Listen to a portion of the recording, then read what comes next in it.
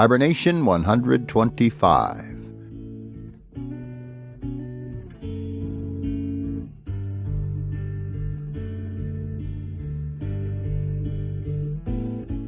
Grizzly's Growls presents Stories from the Hiber-Nation. Read by David Grizzly Smith.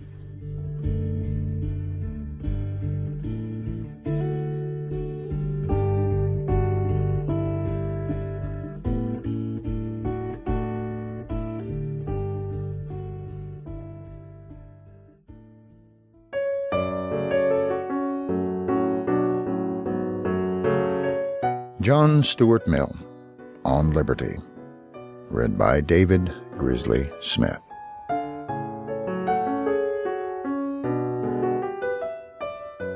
Chapter 3. Of Individuality as one of the elements of well-being. Having said that individuality is the same thing with development, and that it is only the cultivation of individuality which produces or can produce well-developed human beings, I might here close the argument. For what more or better can be said of any condition of human affairs than that it brings human beings themselves nearer to the best thing they can be? Or what worse can be said of any obstruction to good than that it prevents this? Doubtless, however, these considerations will not suffice to convince those who most need convincing. And it is necessary further to show that these developed human beings are of some use to the undeveloped, to point out to those who do not desire liberty and would not avail themselves of it, that they may be in some intelligible manner rewarded for allowing other people to make use of it without hindrance. In the first place, then, I would suggest that they might possibly learn something from them. It will not be denied by anybody that originality is a valuable element in human affairs. There is always a need of persons not only to discover new truths and point out when what were once truths are true no longer, but also to commence new practices and set the example of more enlightened conduct and better taste and sense in life. This cannot well be gainsaid by anybody who does not believe that the world has already attained perfection in all its ways and practices. It is true that this benefit is not capable of being rendered by everybody alike. There are but few persons, in comparison with the whole of mankind, whose experiments, if adopted by others, would be likely to be any improvement on established practice. But these few are the salt of the earth. Without them, human life would become a stagnant pool. Not only is it they who introduce good things which did not before exist, it is they who keep the life in those which already existed. If there were nothing new to be done, would human intellect cease to be necessary? Would it be a reason why those who do the old things should forget why they are done and do them like cattle, not like human beings? There is only too great a tendency in the best beliefs and practices to degenerate into the mechanical. And unless there were a succession of persons whose ever-recurring originality prevents the grounds of those beliefs and practices from becoming merely traditional, such dead matter would not resist the smallest shock from anything really alive, and there would be no reason why civilization should not die out, as in the Byzantine Empire. Persons of genius, it is true, are, and are always likely to be, a small minority. But in order to have them, it is necessary to preserve the soil in which they grow. Genius can only breathe freely in an atmosphere of freedom.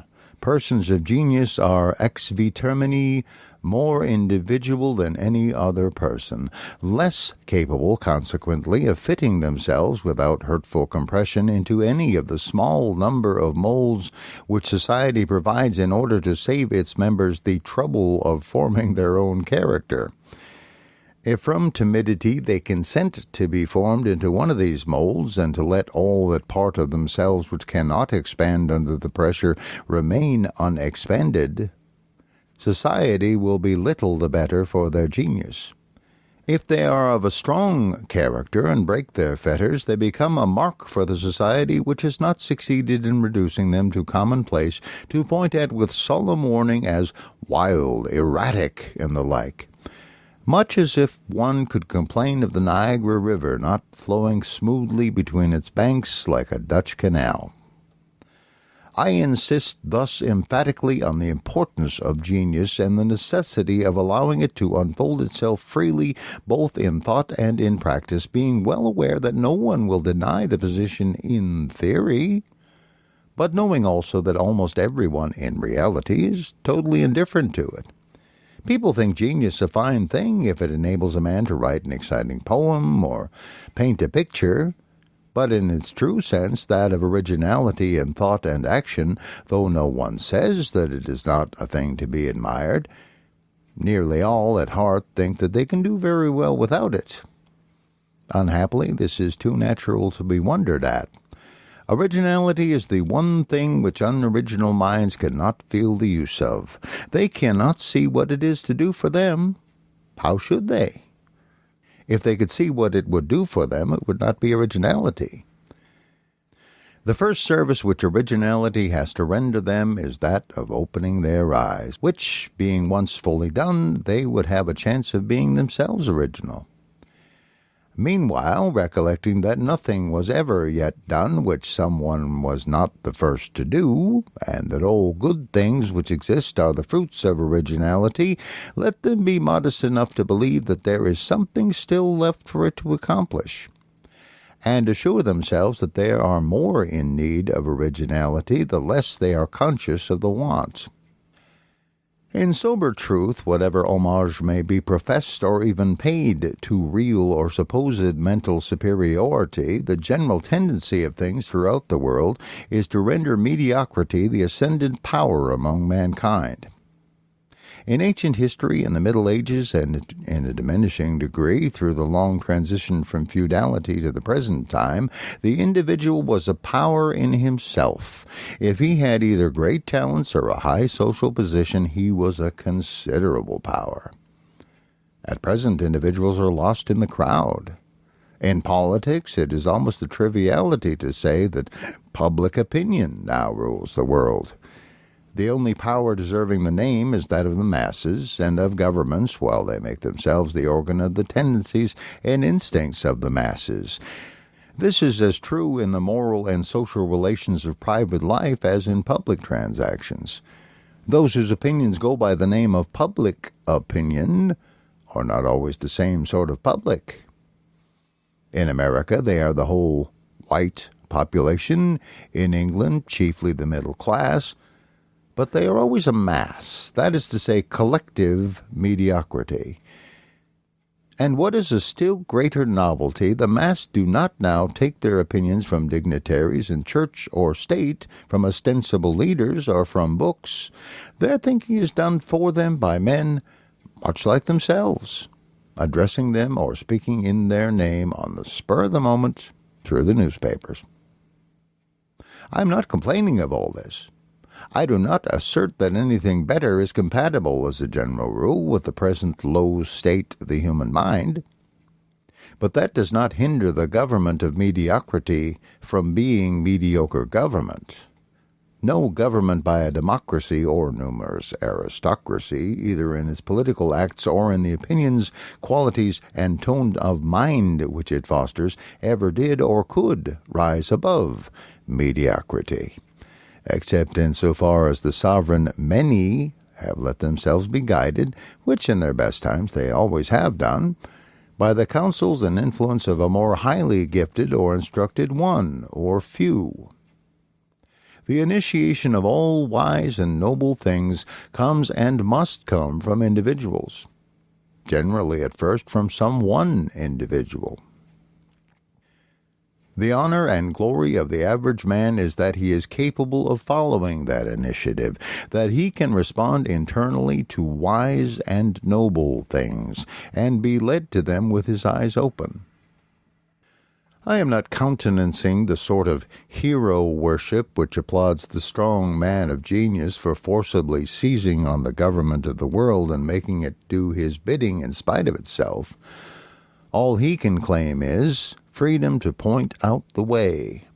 The power of compelling others into it is not only inconsistent with the freedom and development of all the rest, but corrupting to the strong man himself.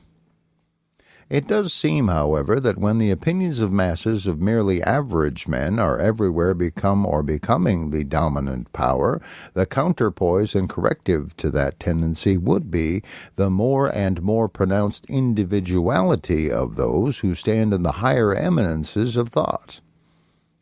It is in these circumstances most especially that exceptional individuals, instead of being deterred, should be encouraged in acting differently from the mass. In other times there was no advantage in doing so, unless they acted not only differently, but better. In this age, the mere example of nonconformity, the mere refusal to bend the knee to custom, is itself a service. Precisely because the tyranny of opinion is such as to make eccentricity a reproach, it is desirable, in order to break through that tyranny, that people should be eccentric. Eccentricity has always abounded when and where strength of character has abounded, and the amount of eccentricity in a society has generally been proportional to the amount of genius, mental vigor, and moral courage which it contained. That so few now dare to be eccentric marks the chief danger of the time. I have said that it is important to give the freest scope possible to uncustomary things, in order that it may in time appear which of these are fit to be converted into customs. But independence of action and disregard of custom are not solely deserving of encouragement for the chance they afford that better modes of action and customs more worthy of general adoption may be struck out, nor is it only persons of decided mental superiority who have a just claim to carry on their lives in their own way. There is no reason that all human existences should be constructed on some one or some small number of patterns. If a person possesses any tolerable amount of common sense and experience, his own mode of laying out his existence is the best, not because it is best in itself, but because it is his own mode. Human beings are not like sheep, and even sheep are not indistinguishably alike. A man cannot get a coat or pair of boots to fit him unless they are either made to his measure or he has a whole warehouse full to choose from. And is it easier to fit him with a life than with a coat? Or are human beings more like one another in their whole physical and spiritual conformation than in the shape of their feet? If it were only that people have diversity of taste, that is reason enough for not attempting to shape them all after one model. But different persons also require different conditions for their spiritual development, and can no more exist healthily in the same moral than all the variety of plants can in the same physical atmosphere and climate. The same things which are helps to one person towards the cultivation of his higher nature are hindrances to another. The same mode of life is a healthy excitement to one, keeping all of his faculties of action and enjoyment in their best order, while to another it is a distracting burden, which suspends or crushes all internal life. Such are the differences among human beings in their sources of pleasure, their susceptibilities of pain, and the operation on them of different physical and moral agencies, that unless there is a corresponding diversity in their modes of life, they neither obtain their fair share of happiness, nor grow up to the mental, moral, and aesthetic stature of which their nature is capable. Why, then, should tolerance, as far as the public sentiment is concerned, extend only to tastes and modes of life which extort acquiescence by the multitude of their adherents? Nowhere, except in some monastic institutions, is diversity of taste entirely unrecognized. A person may, without blame, either like or dislike rowing or smoking or music or athletic exercises or chess or cards or study, because both those who like each of these things and those who dislike them are too numerous to be put down.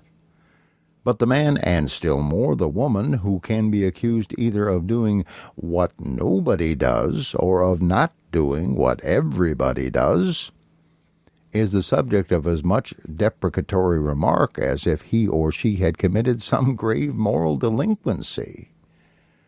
Persons require to possess a title or some other badge of rank or of the consideration of people of rank to be able to indulge somewhat in the luxury of doing as they like without detriment to their estimation. To indulge somewhat, I repeat, for whoever allow themselves much of that indulgence incur the risk of something worse than disparaging speeches. They are in peril of a commission de lunatico, of having their property taken from them and given to their relations. There is one characteristic of the present direction of public opinion peculiarly calculated to make it intolerant of any marked demonstration of individuality. The general average of mankind are not only moderate in intellect, but also moderate in inclinations. They have no tastes or wishes strong enough to incline them to do anything unusual, and they consequently do not understand those who have, and class all such with the wild and intemperate, whom they are accustomed to look down upon. Now, in addition to this fact, which is general, we have only to suppose that a strong movement has set in towards the improvement of morals, and it is evident what we have to expect. In these days such a movement has set in. Much has actually been effected in the way of increasing regularity of conduct and discouragement of excesses, and there is a philanthropic spirit abroad, for the exercise of which there is no more inviting field than the moral and prudential improvement of our fellow creatures. These tendencies of the times cause the public to be more disposed than at most former periods to prescribe general rules of conduct, and endeavor to make every one conform to the approved standard, and that standard, express or tacit, is to desire nothing strongly. Its ideal of character is to be without any marked character, to maim by compression, like a Chinese lady's foot, every part of human nature which stands out prominently, and tends to make the person markedly dissimilar in outline to commonplace humanity.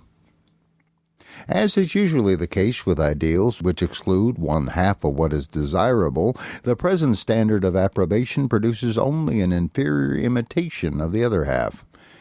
Instead of great energies guided by vigorous reason, and strong feelings strongly controlled by a conscientious will, its result is weak feelings and weak energies, which therefore can be kept in outward conformity to rule without any strength either of will or of reason. Already energetic characters on any large scale are becoming merely traditional. There is now scarcely any outlet for energy in this country except business. The energy expended in that may still be regarded as considerable.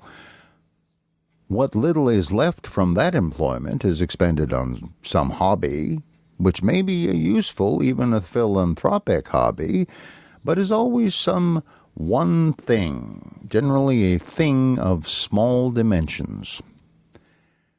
The greatness of England is now all collective, individually small. We only appear capable of anything great by our habit of combining, and with this our moral and religious philanthropists are perfectly contented.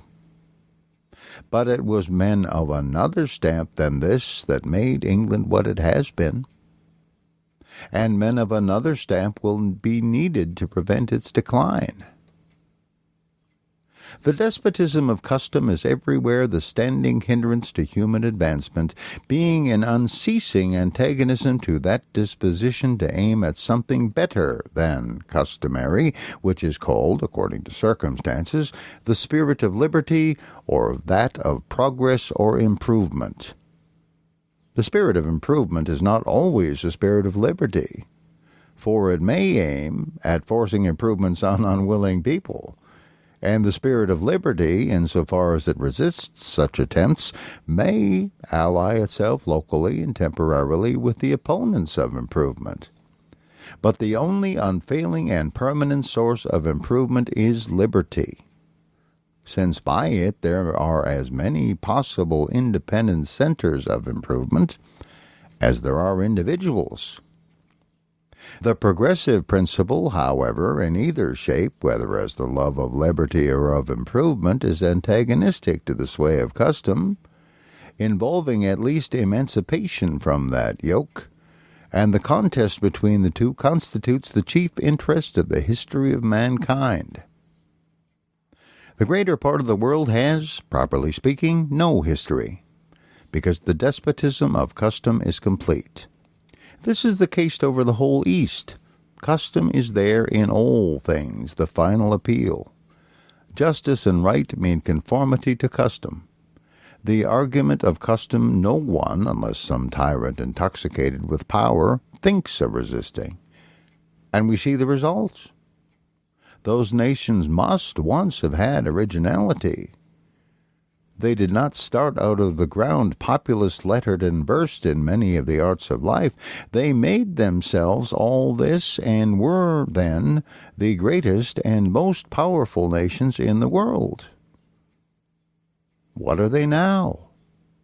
The subjects or dependents of tribes whose forefathers wandered in the forest when theirs had magnificent palaces and gorgeous temples, but over whom custom exercised only a divided rule with liberty and progress. A people, it appears, may be progressive for a certain length of time and then stop. When does it stop? When it ceases to possess individuality. If a similar change should befall the nations of Europe, it will not be in exactly the same shape. The despotism of custom with which these nations are threatened is not precisely stationariness. It prescribes singularity, but it does not preclude change, provided all change together. We have discarded the fixed costumes of our forefathers. Everyone must still dress like other people, but the fashion may change once or twice a year.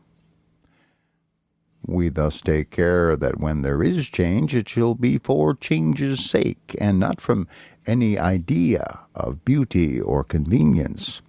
For the same idea of beauty or convenience would not strike all the world at the same moment, and be simultaneously thrown aside by all at another moment. But we are progressive as well as changeable.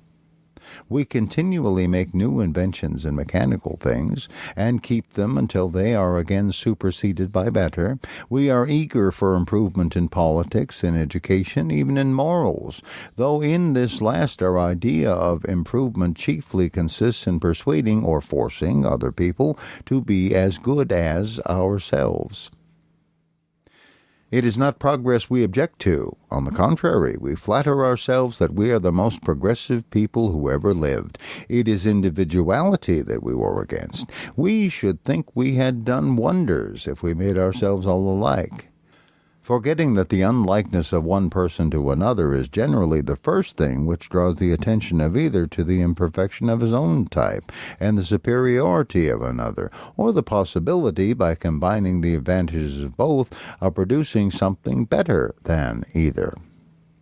We have a warning example in China, a nation of much talent, and in some respects even wisdom, owing to the rare good fortune of having been provided at an early period with a particularly good set of customs, the work in some measure of men to whom even the most enlightened European must accord, under certain limitations, the title of sages and philosophers. They are remarkable, too, in the excellence of their apparatus for impressing, as far as possible, the best wisdom they possess upon every mind in the community, and securing that those who have appropriated most of it shall occupy the posts of honor and power. Surely the people who did this have discovered the secret of human progressiveness and must have kept themselves steady at the head of the movement of the world. On the contrary, they have become stationary, have remained so for thousands of years, and if they are ever to be further improved, it must be by foreigners. They have succeeded beyond all hope in what English philanthropists are so industriously working at, in making a people all alike, all governing their thoughts and conduct by the same maxims and rules, and these are the fruits. The modern regime of public opinion is, in an unorganized form, what the Chinese educational and political systems are in an organized.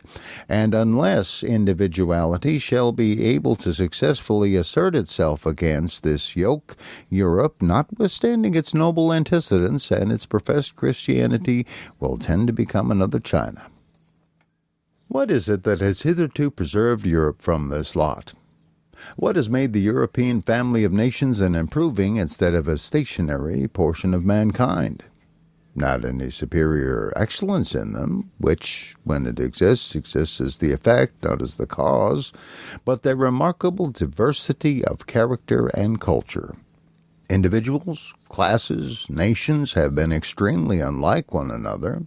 They have struck out a great variety of paths, each leading to something valuable, and although at every period those who traveled in different paths have been intolerant of one another, and each would have thought it an excellent thing if all the rest could have been compelled to travel his road, their attempts to thwart each other's development have rarely had any permanent success, and each has, in time, endured to receive the good which the others have offered. Europe is, in my judgment, wholly indebted to this plurality of paths for its progressive and many-sided development. But it already begins to possess this benefit in a considerably less degree. It is decidedly advancing towards the Chinese ideal of making all people alike. M. de Tocqueville, in his last important work, remarks how much more the Frenchmen of the present day resemble one another than did those even of the last generation. The same remark might be made of Englishmen in a far greater degree. In a passage already quoted from William von Humboldt, he points out two things as necessary conditions of human development, because necessary to render people unlike one another, namely, freedom and variety of situations. The second of these two conditions is in this country every day diminishing. The circumstances which surround different classes and individuals and shape their characters are daily becoming more assimilated. Formerly, different ranks, different neighborhoods, different trades and professions lived in what might be called different worlds. At present, to a great degree, in the same. Comparatively speaking, they now read the same things, listen to the same things, see the same things, go to the same places, have their hopes and fears directed to the same objects, have the same rights and liberties, and the same means of asserting them. Great as are the differences of position which remain, they are nothing to those which have ceased. And the assimilation is still proceeding. All the political changes of the age promote it, since they all tend to raise the low and to lower the high. Every extension of education promotes it, because education brings people under common influences and gives them access to the general stock of facts and sentiments. Improvements in the means of communication promote it by bringing the inhabitants of distant places into personal contact and keeping up a rapid flow of changes of residence between one place and another. The increase of commerce and manufactures promotes it by diffusing more widely the advantages of easy circumstances and opening all objects of ambition, even the highest, to general competition, whereby the desire of rising becomes no longer the character of a particular class, but of all classes. A more powerful agency than even all these in bringing about a general similarity among mankind is the complete establishment in this and other free countries of the ascendancy of the public opinion in the states.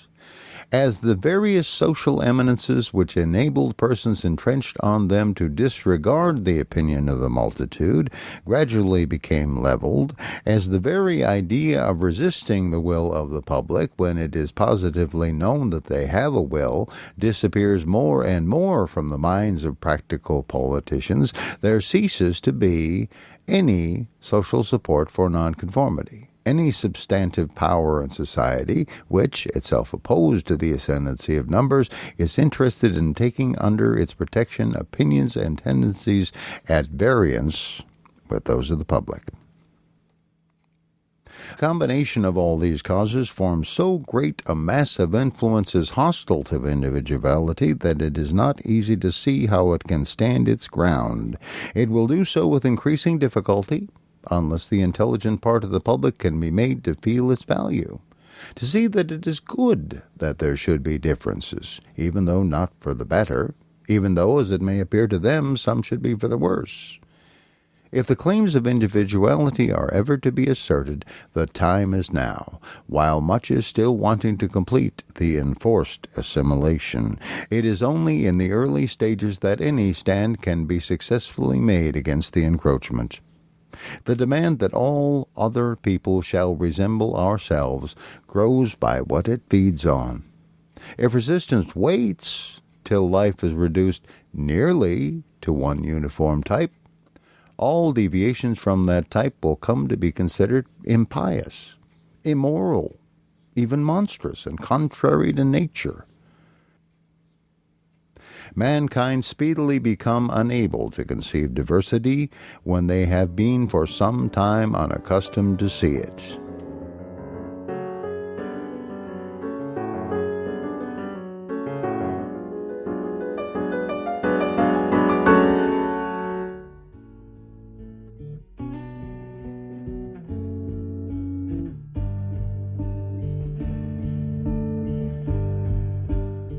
Thank you for listening to Stories from the Hiber-Nation. Comment on the website at grizzliesgrowls.com. This program is offered under a Creative Commons Attribution, Non-Commercial, No Derivatives license.